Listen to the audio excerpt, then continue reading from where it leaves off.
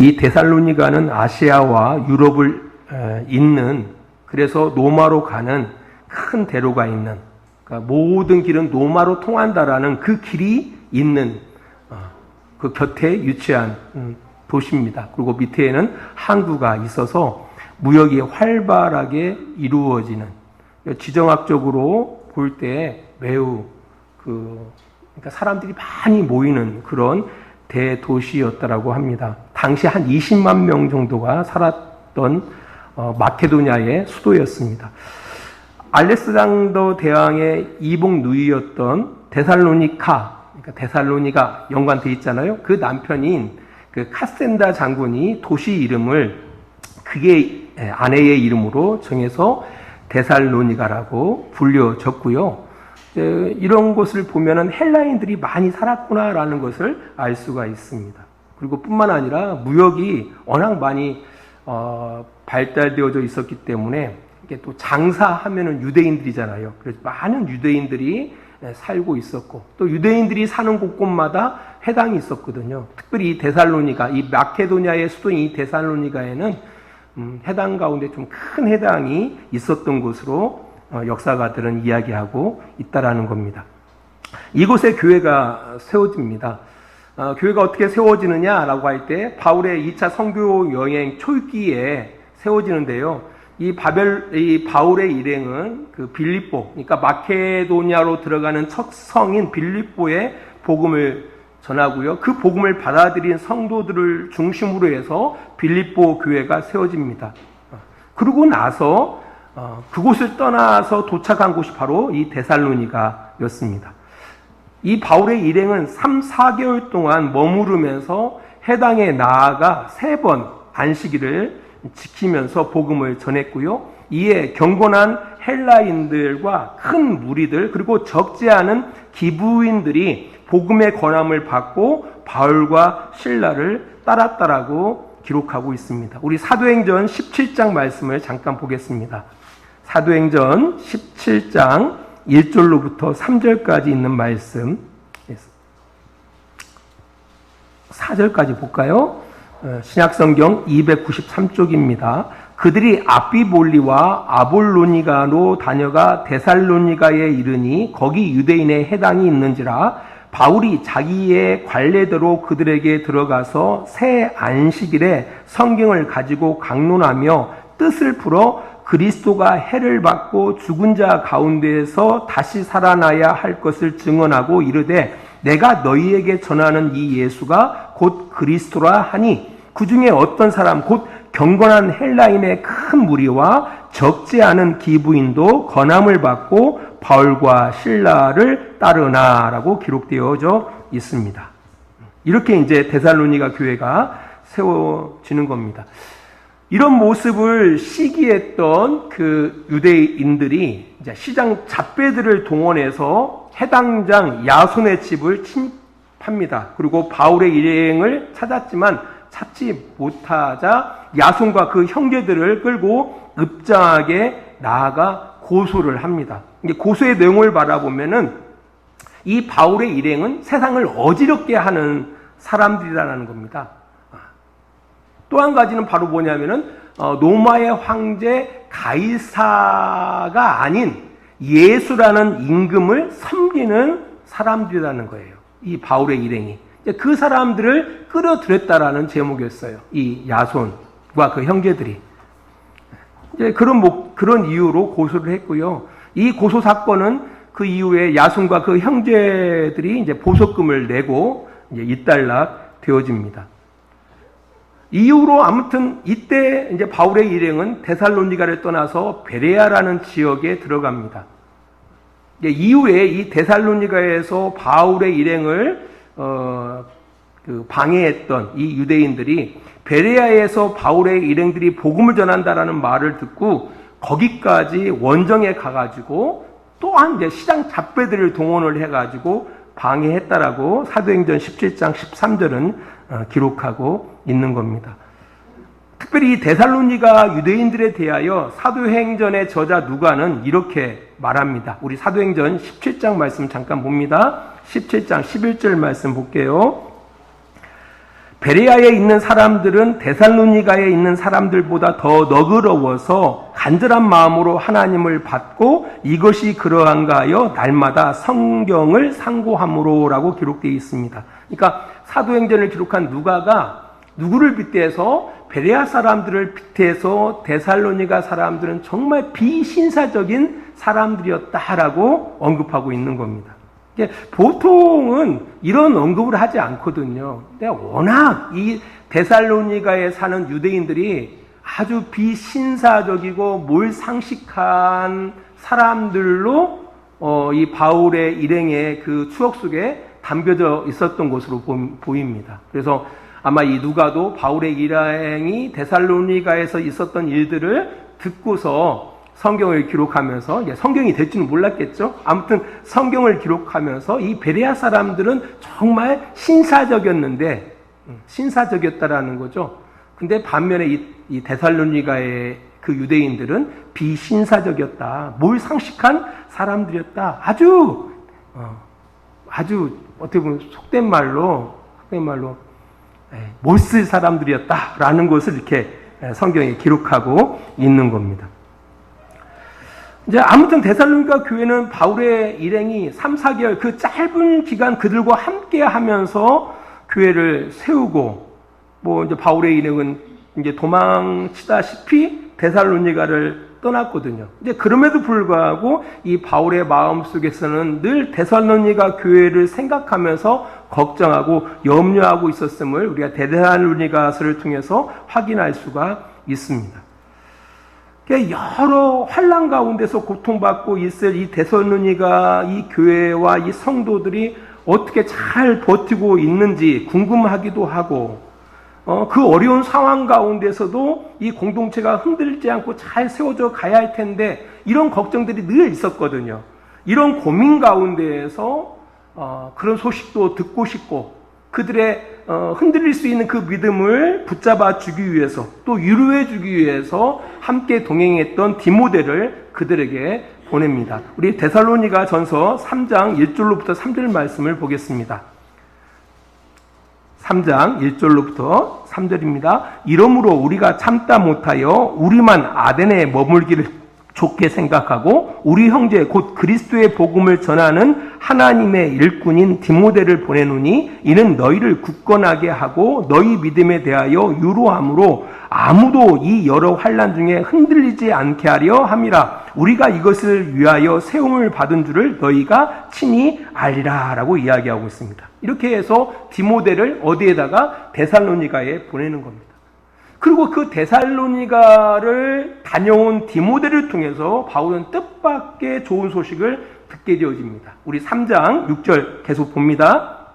3장 6절 봅니다. 지금은 디모데가 너희에게로부터 와서 너희의 믿음과 사랑의 기쁜 소식을 우리에게 전하고 또 너희가 항상 우리를 잘 생각하여 우리가 너희를 간절히 보고자 함과 같이 너희도 우리를 간절히 보고자 한다 하니. 그러니까 바울도 3, 4개월 동안 그 짧은 시간 함께하면서 데살로니가 교회를 세웠거든요.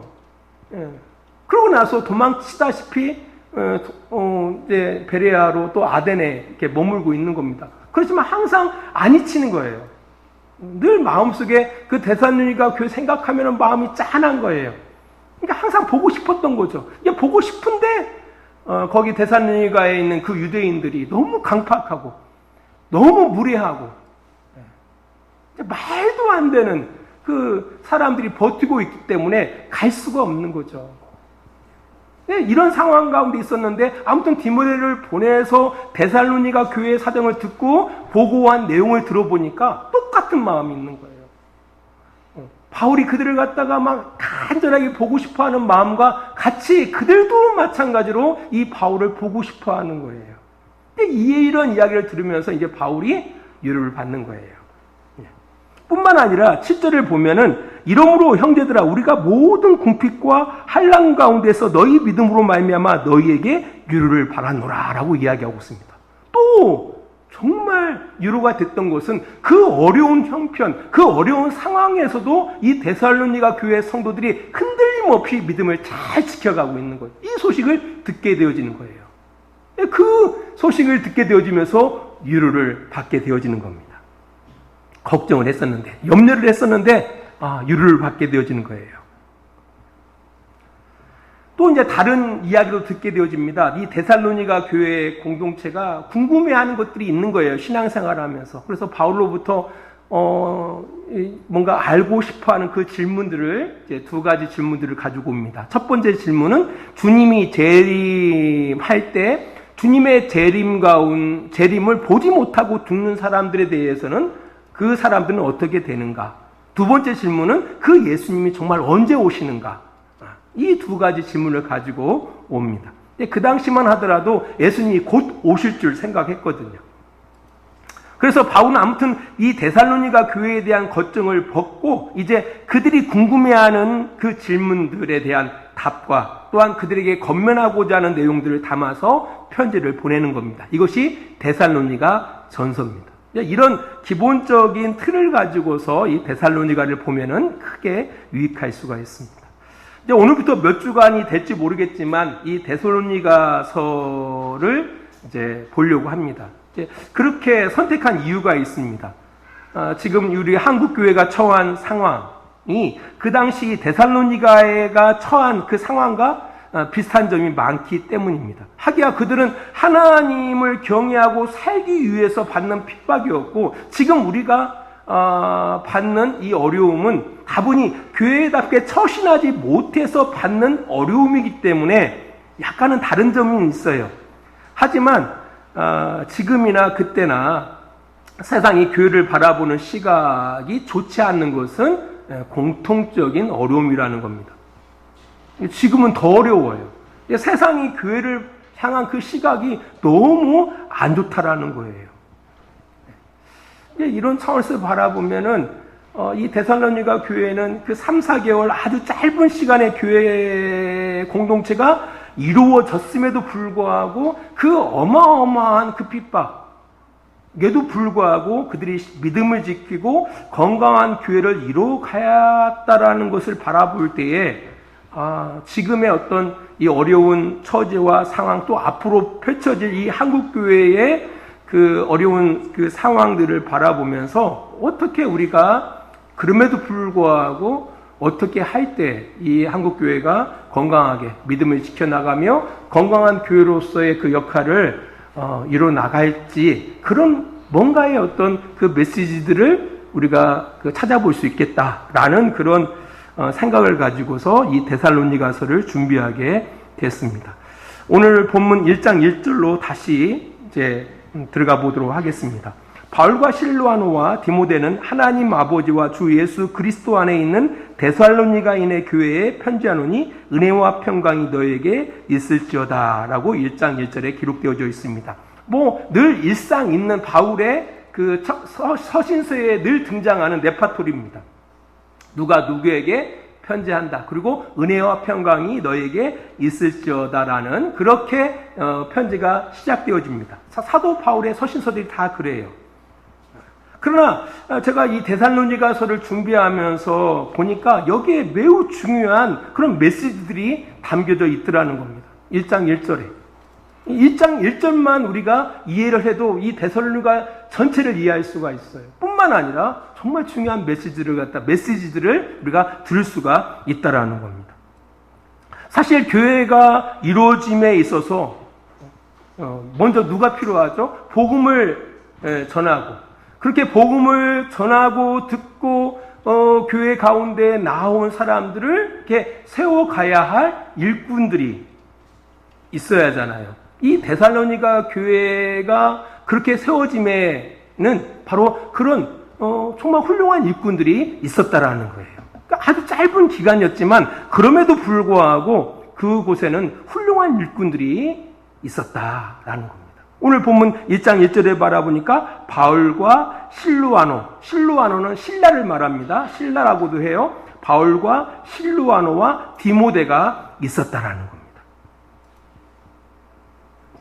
이 데살로니가 교회에는 아주 훌륭한 주의 일꾼들이 있었다.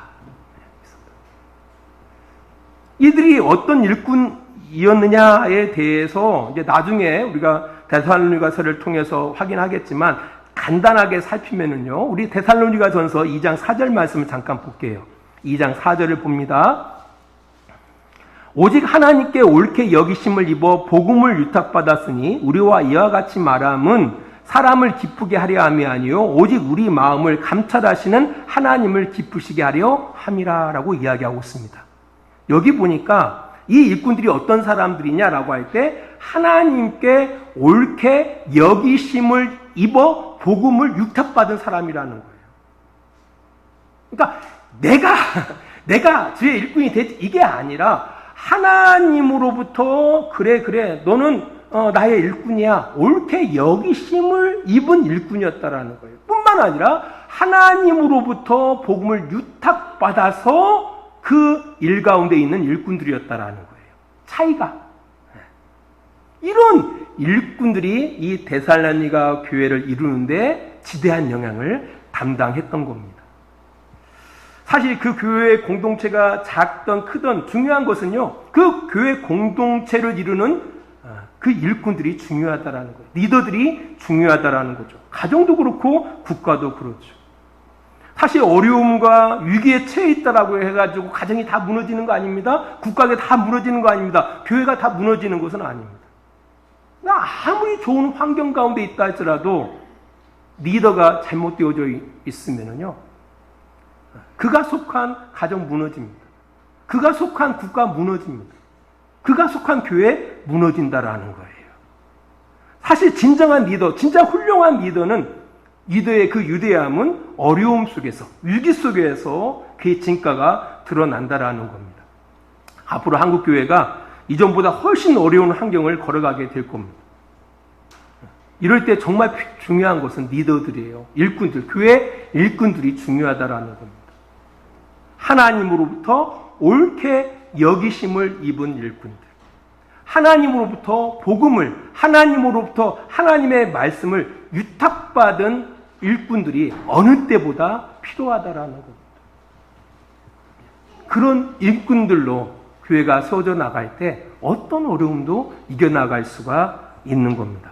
두 번째, 오늘 본문을 바라보니까요, 데살로니가 교인들이 있었다라는 겁니다. 오늘 본문 데살로니가서 1장 1절 중간 부분을 바라보니까 하나님 아버지와 주 예수 그리스도 안에 있는 데살로니가인의 교회, 그죠?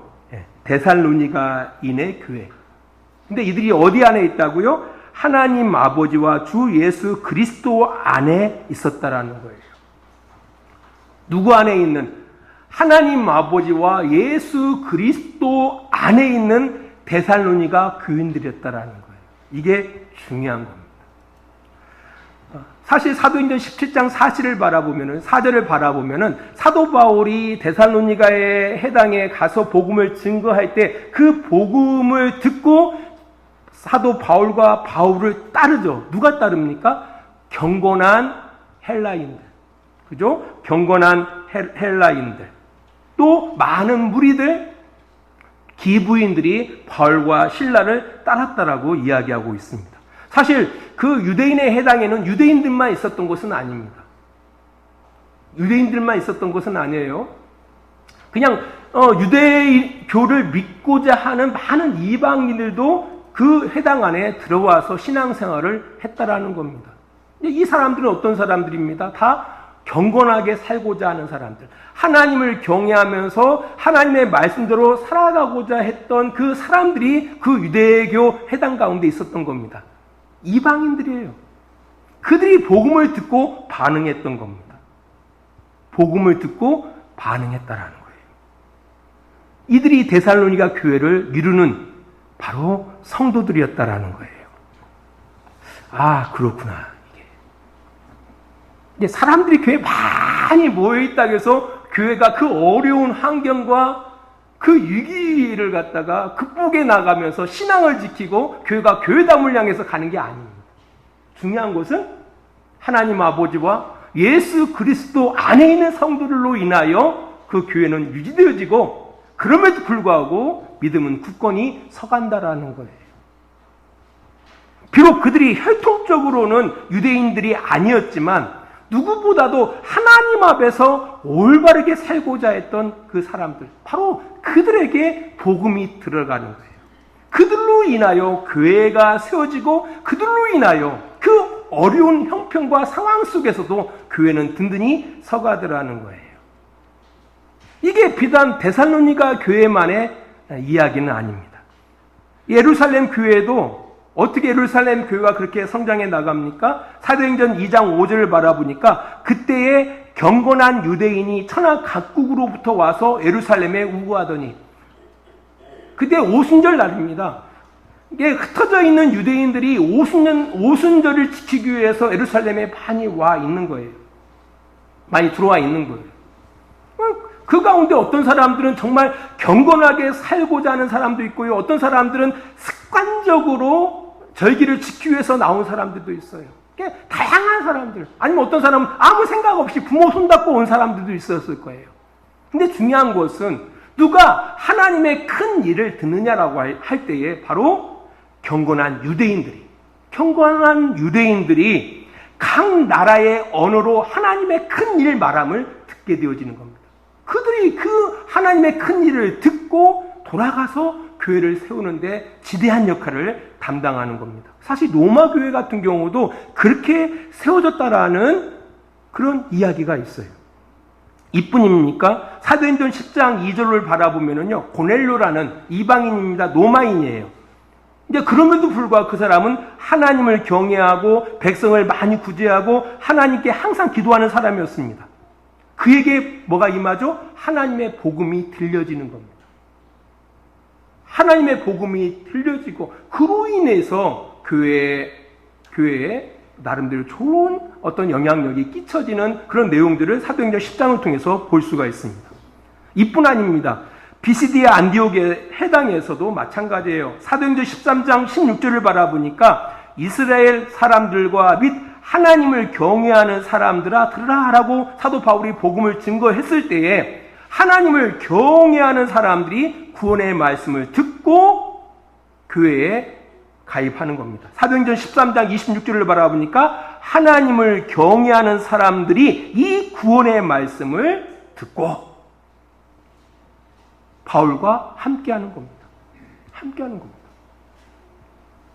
이게 복음이 누구에게 증거되더라는 겁니까? 복음 막 전달되어지고 있어요. 그러나 중요한 것은 그 복음을 듣고 반응하는 사람들은 바로 하나님을 경외하고자 하는 사람들이 복음이 들려졌을 때 복음에 반응하고 그들로 인하여 교회가 세워지고 그런 교회가 어떤 상황과 어떤 환경 가운데서도 흔들림 없이 믿음을 지켜나가고 교회가 교회답게 되어지더라는 겁니다. 상황 어렵죠. 그러나 그럼에도 불구하고 하나님의 말씀으로 올바르게 살아가고자 하는 성도들이 있는 한 그 교회는 어떤 상황 가운데서도 주어진 역할을 담당하면서 교회를 세워갈 수가 있다라는 겁니다. 그리고 우리 주변에도 그렇게 사는 사람도 있어요. 비록 예수는 믿지 않지만 뭔가 하나님의 뜻 안에서 올바르게 살아가고자 하는 아직까지는 교회에 들어와 있지 않지만 그런 분들이 있거든요. 그들에게 복음이 증거될 때 그런 일들이 일어난다라는 겁니다. 마지막으로 바라보니까요. 여기 보니까 앞에서 이야기했던 것처럼 데살로니가의 교회가 누구의 안에 있었다고요? 하나님 아버지와 예수 그리스도 안에 있었다라는 겁니다. 사실 3, 4개월 그 훌륭한 지도자들과 함께했던 시간들은 너무 짧고 아쉬운 만남이었어요. 근데 그럼에도 불구하고 그들은 할 수 없이 그 데살로니가를 떠날 수밖에 없었습니다. 이제는 그들만 남겨져 있어요. 그들만. 근데 그럼에도 불구하고 그 어려운 상황 속에서도 그들은 견디고 그 믿음을 세워나갈 수 있었다라는 겁니다. 무엇이요? 그들이 누구 안에? 하나님과 예수 그리스도 안에 있었기 때문에 성도들이.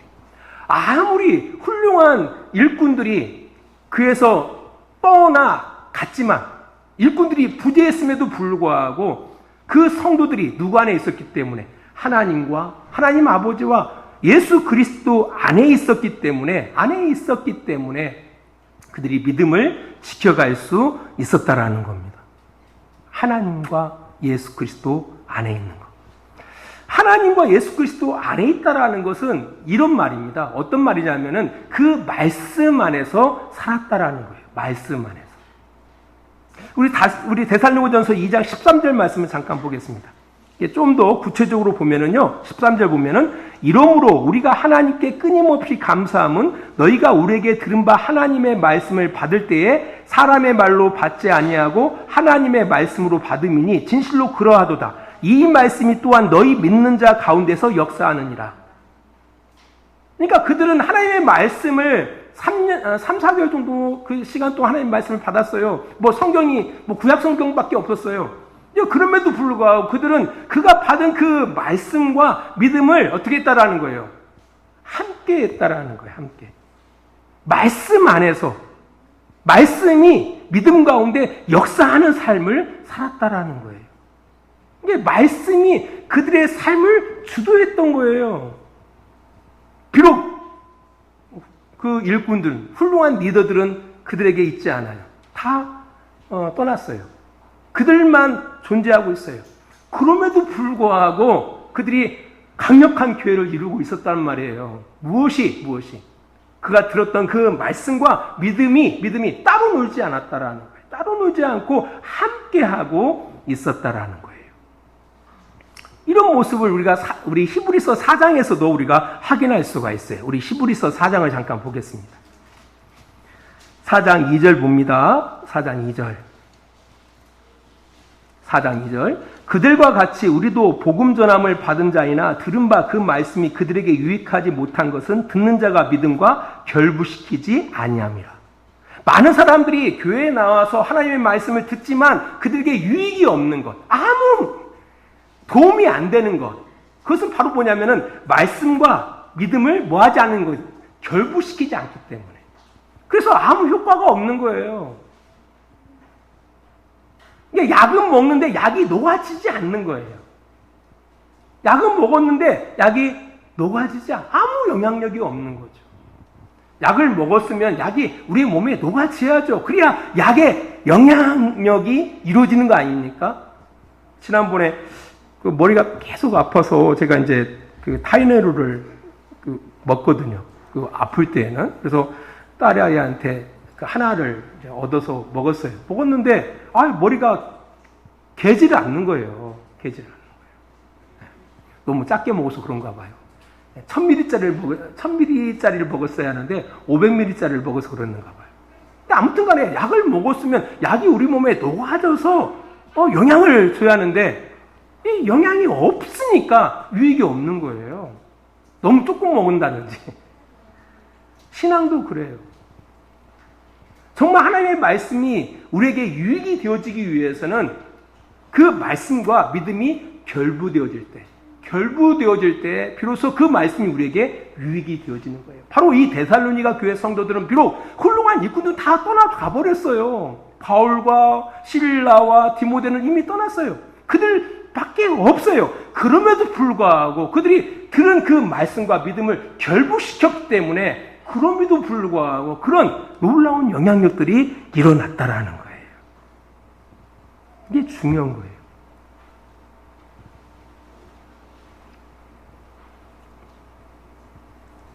그리고 마지막으로 바라보면은 이런 삶을 살았기 때문에 그들에게 어떤 열매가 나타났냐? 은혜와 평강이 그들에게 있었던 거예요. 우리 데살로니가전서 1장 1절 말씀을 다시 한번 보면 1장 1절 마지막 부분을 바라보면은 은혜와 평강이 너에게 있을지어다. 은혜와 평강.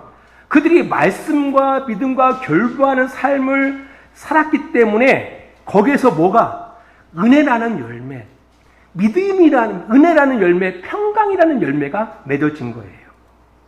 우리는 은혜, 평강, 그냥 인사로 이야기하는데요. 사실 은혜라는 것, 또 평강이라는 건 열매예요, 열매. 은혜에 대한 다른 단어가 바로 뭐냐면, 같은 의미가, 은혜라는 카리스라는 이 단어의 다른 의미가 바로 뭐냐면은, 칭찬, 친송, 아름다운 삶이라는 의미를 담고 있어요. 그러니까 그들이 그렇게 살아갔기 때문에 칭찬받는 삶을 살았다라는 거예요. 칭송받는 삶을 살았다라는 거예요. 아름다운 삶의 열매가 맺어졌다라는 거예요. 그러니까 그 어려운 상황 속에서도 그 교회가 유지될 수 있었던 거예요. 성도들이 믿음과 말씀이 결부되어지는 삶을 살아가다 보니까 그 속에서 마땅한 열매가 맺어지는 거예요. 칭송받는, 칭찬받는 아름다운 삶이 일어나는 거죠. 여러분, 그렇잖아요. 아무리 삶이 힘들어도 아름다운 삶을 살아가는 사람 옆에 있으면요, 살만하거든요. 안 그렇습니까?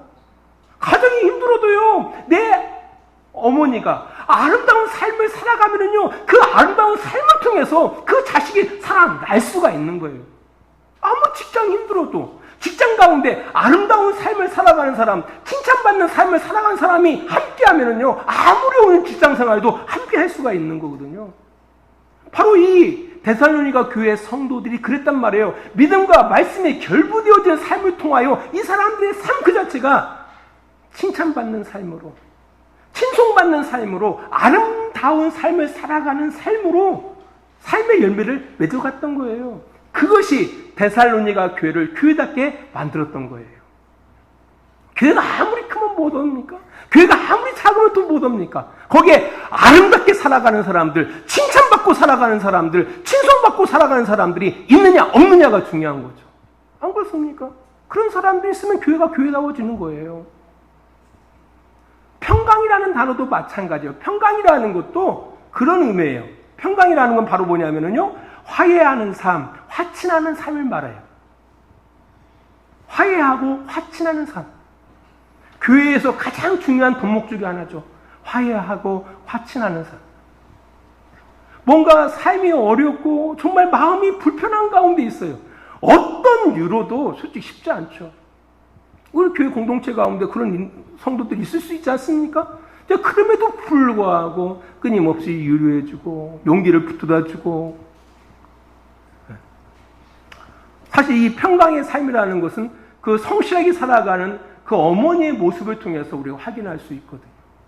이게 평강이라는 것이 내가 부족한 것들이 다 채워질 때 이루어지는 그 평강을 말하는 것이 아니라 내가 내 역할을 잘 감당할 때 주어지는 그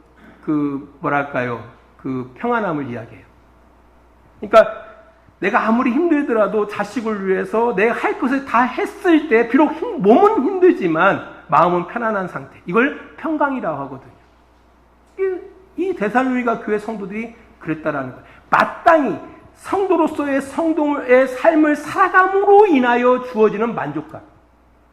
내 필요가 채워져서 만족한 게 아니라, 그게 아니라 내가 내 역할, 내 마땅한 역할을 내가 감당함으로 인한 내가 할 것을 했구나라는 그 안도감, 이런 평강을 이야기하는 거예요.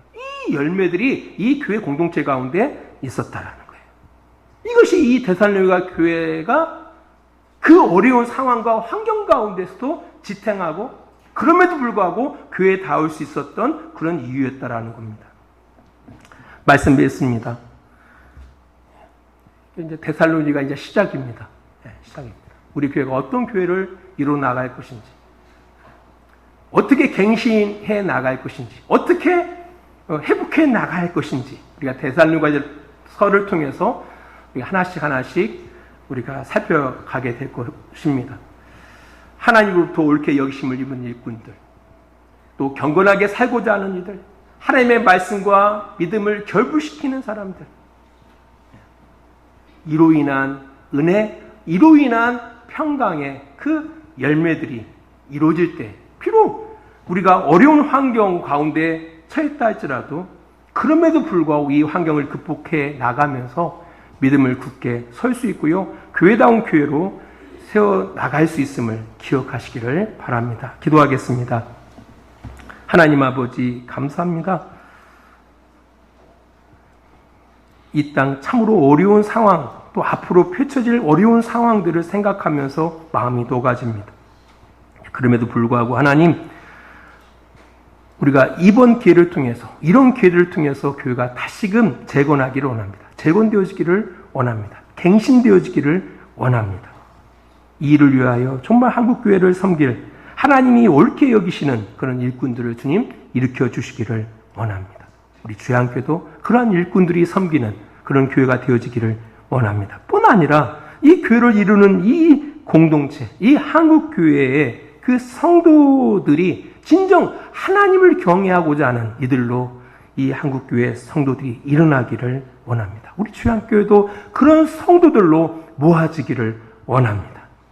또한 말씀과 믿음이 따로 노는 게 아니라 말씀과 믿음이 함께 함으로 하나님 안에 거할 뿐만 아니라 그 안에서 마땅한 열매, 은혜의 열매, 평강의 열매를 통해서 어떤 상황과 어떤 환경 가운데서도 우리의 믿음을 지켜나가고 교회가 교회로서의 그 역할을 잘 감당해 나갈 수 있는 그런 귀한 교회 성도들로 충만한 그런 놀라운 일들이 일어나기를 원합니다. 이제는 우리를 사랑하시는 우리 아버지 하나님의 그 크신 사랑하심과 예수 그리스도의 십자가의 은혜하심과 성령의 감화와 감동과 지키시고 인도하심이 오늘도 시간을 구별하여 하나님 앞에 예배하는 귀한 성도들의 머리 위에와 또한 그들의 가정과 직장과 사업장 위에 하나님의 은혜와 사랑이 늘 함께 해주시기를 간절히 축원하옵나이다. 아멘.